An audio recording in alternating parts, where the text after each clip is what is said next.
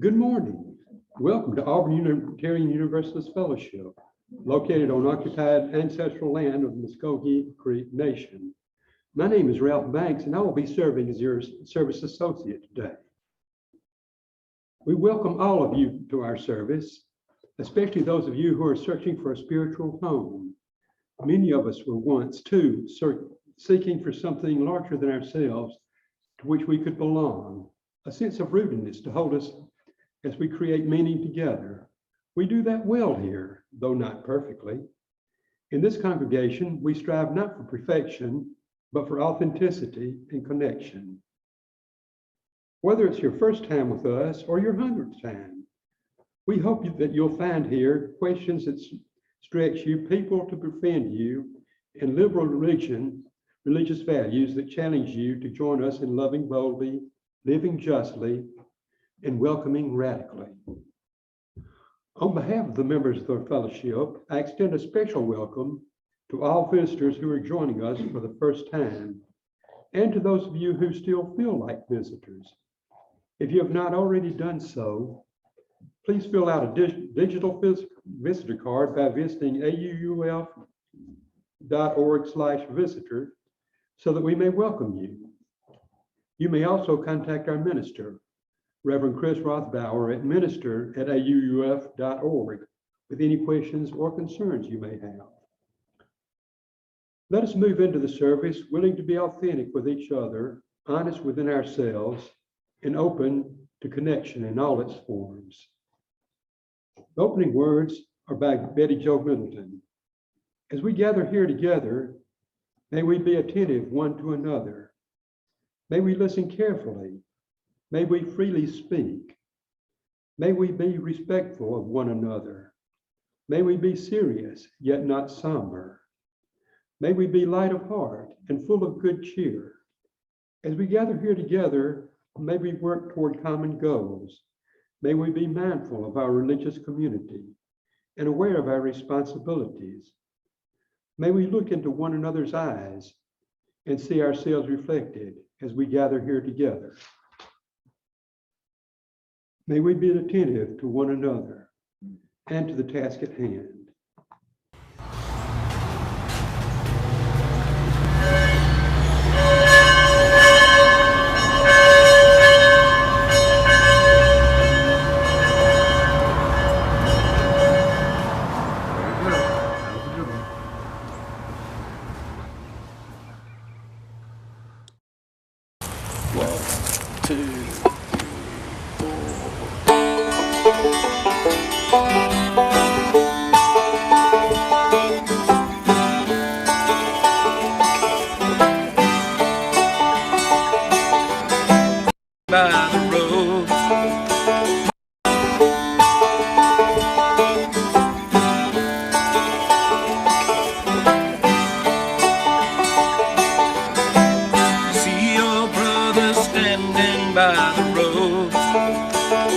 With a heavy load from the seeds he sowed.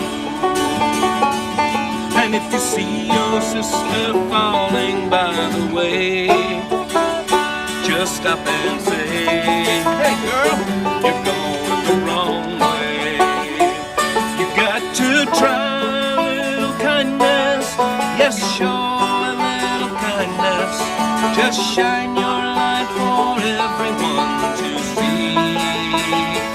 And if you try a little kindness, well, you can overlook the blindness of the narrow-minded people on the narrow-minded street.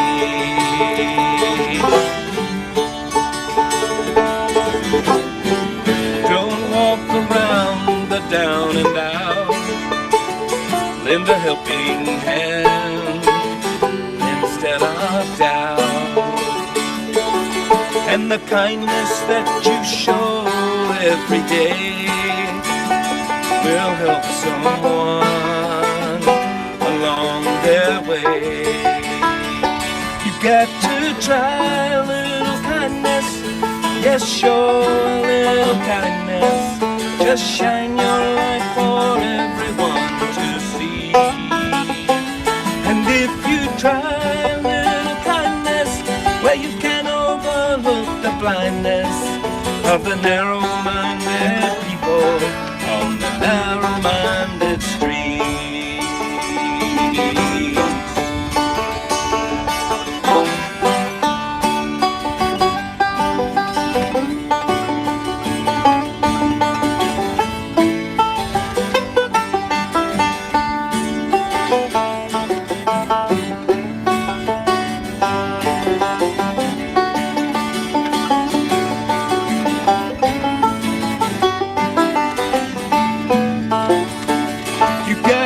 Try a little kindness, yes, show a little kindness. Just shine your light for everyone to see. And if you try a little kindness, well, you can overlook the blindness of narrow-minded people on the narrow-minded street. All the narrow-minded people on the narrow-minded streets.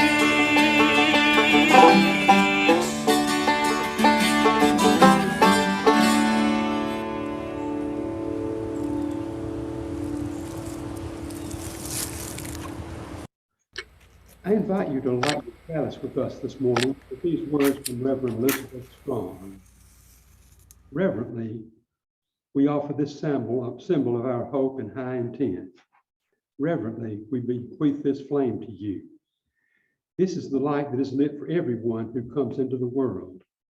Bear this light to others, one by one. Let the flame go from life to life, till all is lit with its warmth. Tell that the light means wisdom. Tell that the light means kindness and respect. Tell that the light means understanding. Tell that the light means tolerance. Tell that the light means sacrifice. Tell that the light is vision of a fairer world. Tell that this is the light that is lit for everyone who comes into this world.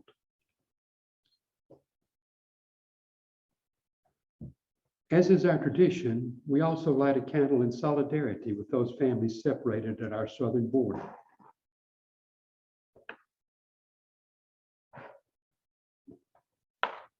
Reverend Susan Frederick Gray, president of the Unitarian Universalist Society, has a recording to mark the one-year anniversary of going virtual.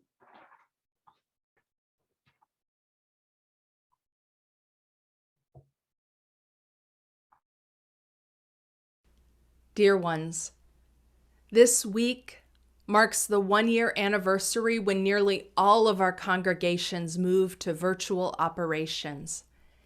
Anniversaries, particularly of tragic or traumatic events, impact us whether or not we consciously acknowledge them.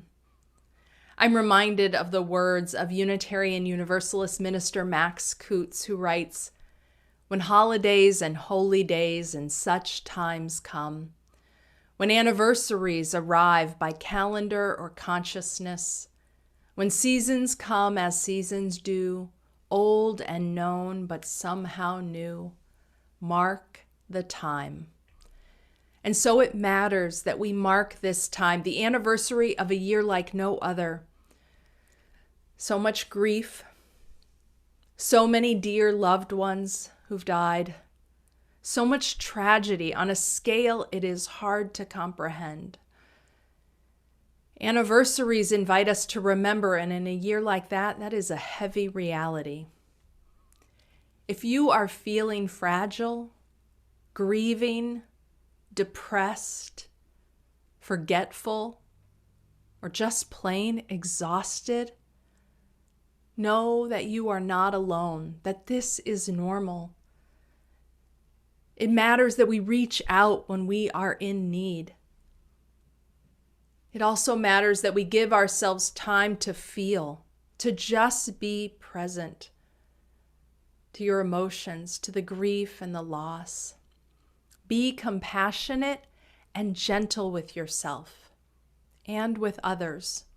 We are all mourning the collective trauma of this year, even as we still experience it, even as we still live with distance from loved ones, isolation, health risks, and unbelievable stress.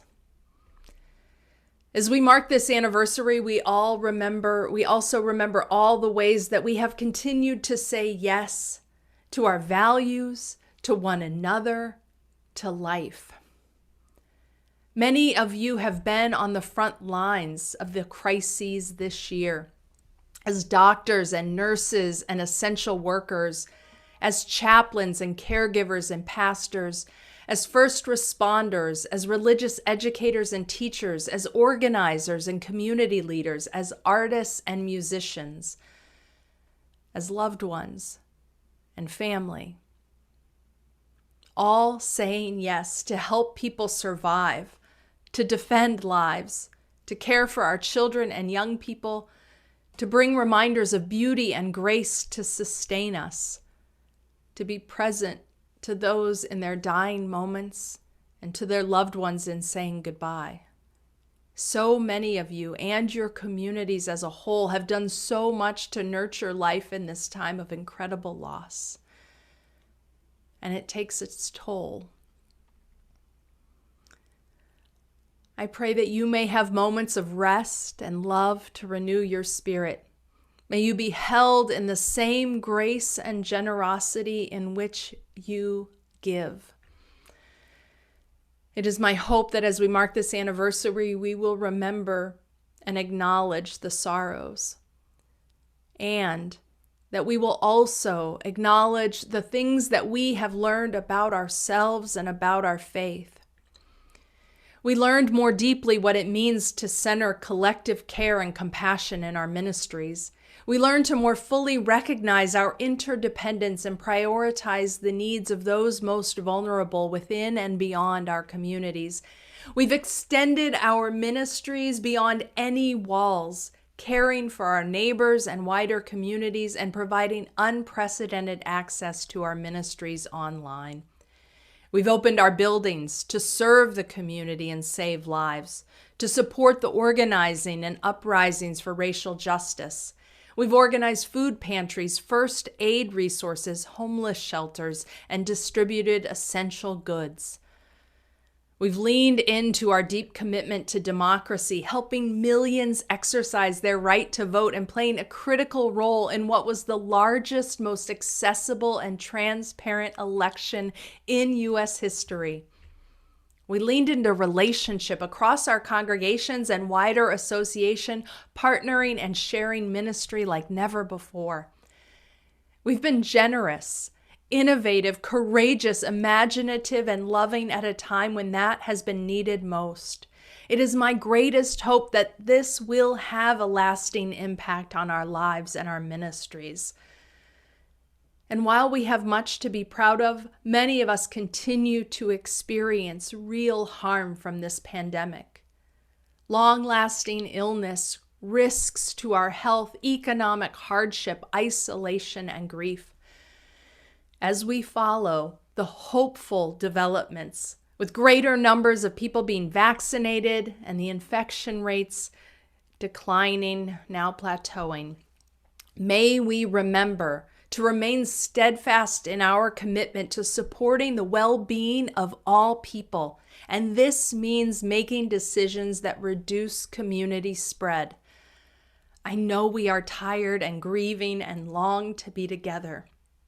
That day is coming. But it matters that we continue to follow the science and make decisions to support public health. As we mark this 1-year anniversary, so many things in our lives have changed. May we continue to lean more deeply into compassion and care. For these remind us that we are not alone. And they are practices that strengthen our sense of mutuality and belonging, our interdependence. And there are no more important practices or culture to develop in this time.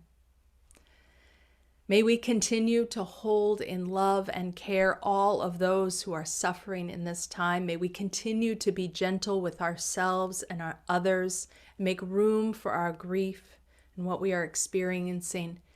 And may each of us continue to be nurtured and supported by this faith and our communities that we hold so dear. Much love to all of you and many blessings.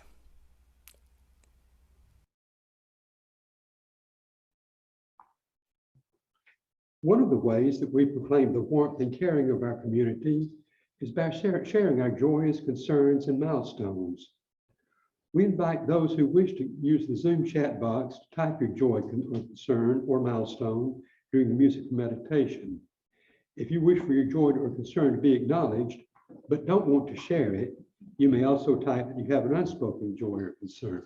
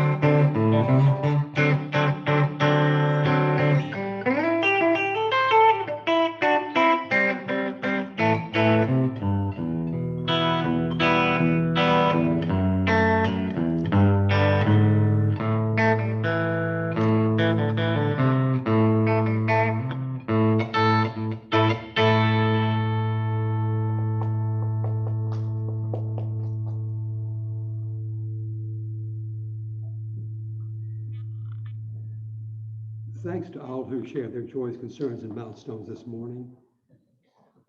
These joys and concerns were submitted in advance. Please continue to keep Charles Rossi and his family in your thoughts. He can be reached at 334-332-9034. Due to COVID, there is no real visitation yet at Oak Park. Therefore, phone calls are extremely important to him. If you have tried to reach Charles but couldn't, or having trouble reaching him, please call Marcia, his daughter, at 334-740-2389.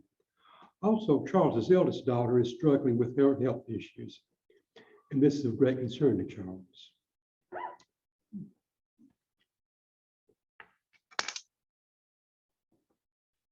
May all the joys, concerns, and milestones of this community, those shared aloud and those held in silence, be received into the care and concern of all present.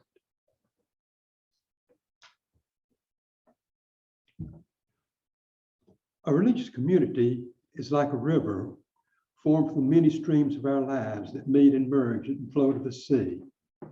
As members of friends of this religious community, we share our time and energy, our creativity, imagination, and vision, our talents, skills, and gifts, and the streams of our individual lives to create a river that is both deep and broad, a river that is made of many streams, sustains life, and refreshes the land through which it flows.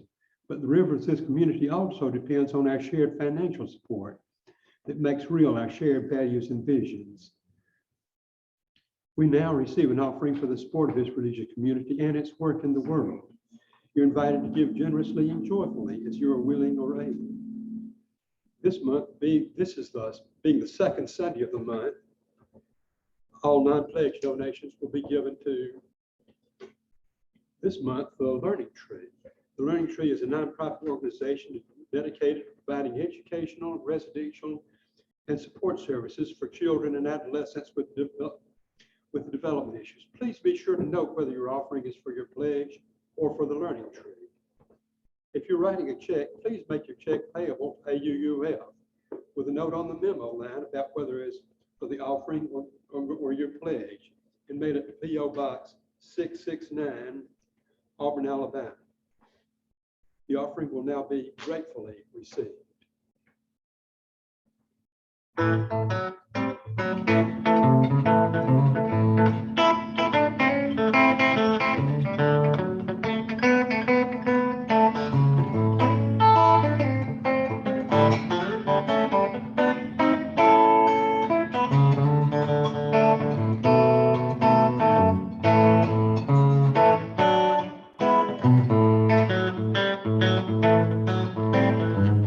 Look down the road and I wonder. Look down the road and I wonder. Look down the road and I wonder just how far I was from God. Buckled up my shoes, I started walking. Buckled up my shoes and I started walking. Buckled up my shoes, started walking to see how far I was from God.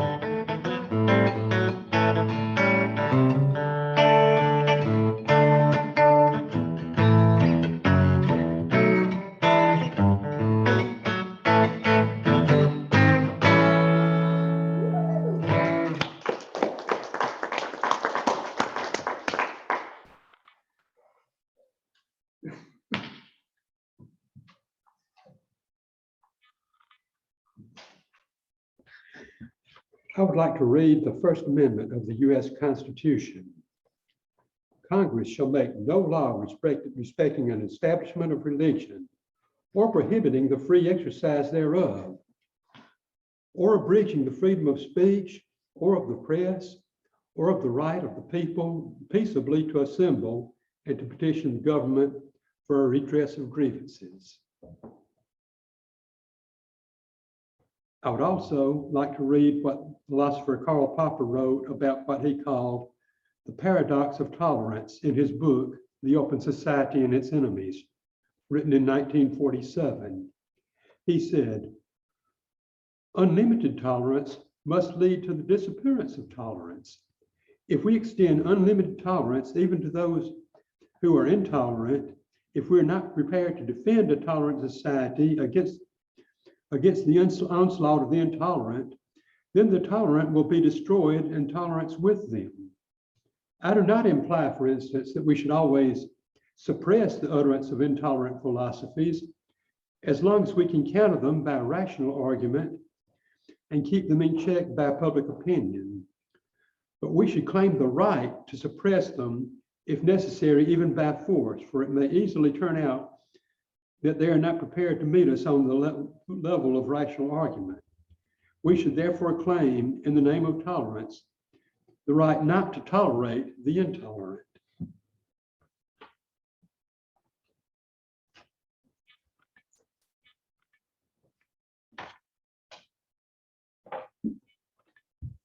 Hello, everybody. Sylvia here. Thanks to Ralph for reading the First Amendment and the excerpts from the Paradox of Intolerance, because I think both of these really resound right now. The First Amendment protects speech, no matter how offensive its content, and how much we value the right of free speech is demonstrated when we strenuously disagree to when people are saying vile things. If we look at our society now, it seems that Karl Popper is saying, what he's saying is very relevant. Tolerance is imperiled, it seems to me. Over the past few years, anti-science, white supremacy, anti-immigrant, homophobic, transphobic, misogynistic, and so on, as well as fringe conspiracy beliefs have become mainstream. Karl Popper said, we shouldn't suppress the intolerant as long as we can use rational argument to counter them. And we should claim the right to suppress them if necessary by force. I think we've seen this with sweeping protest by Black Lives Matter, reignited by the murder of George Floyd, Breonna Taylor, and others. How can we defend and maintain a tolerant society that promotes peacefulness and diversity, inclusion, and love, and defends itself against the onslaught of the intolerant? One answer is vigilance. I think I might be preaching to the choir here, but we don't have to wait to answer intolerance with rational arguments, but maybe be more proactive, promoting tolerance and amongst ourselves and future generations. I think we have to know also that this work will never be done. When has there ever been a lack of intolerance? We can't be neutral. We can't sweep things under the rug. We have to be transparent and intentional and mindful about everything we do. But it isn't just that. There's also gaps in knowledge and skills that promote intolerance. So I think education is also important here. Our culture and our citizens need to catch up with technology and its implications. This is just one example, but I think the lack of digital literacy when it comes to the internet, social media, and communication technology has become a serious problem. We have the right to not tolerate the intolerant, but we don't have the right to become intolerant ourselves. So, this is a very short message, but in closing, let's try to remember that we are all imperfect beings and show grace and mercy whenever we can.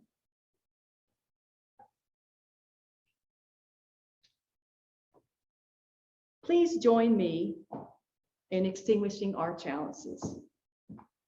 You will find the words on screen.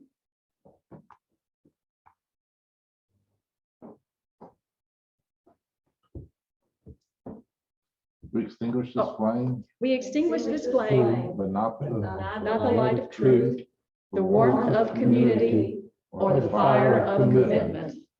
These we carry in our hearts until we are together again. Please join us now for our sung benediction.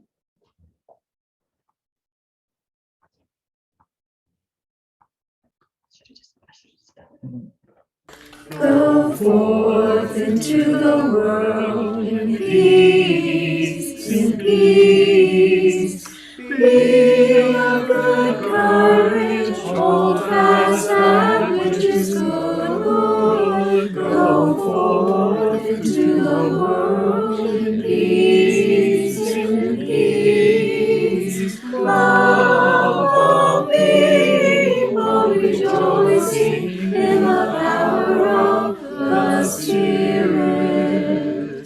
Go in peace.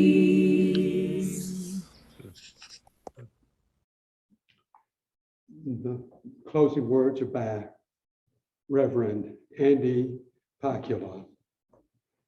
There are miles behind you and many more ahead. As you journey on toward wholeness, may all that is good and true guide your way. May the joy of love lighten every step, and the miracle that is life be ever in your sight.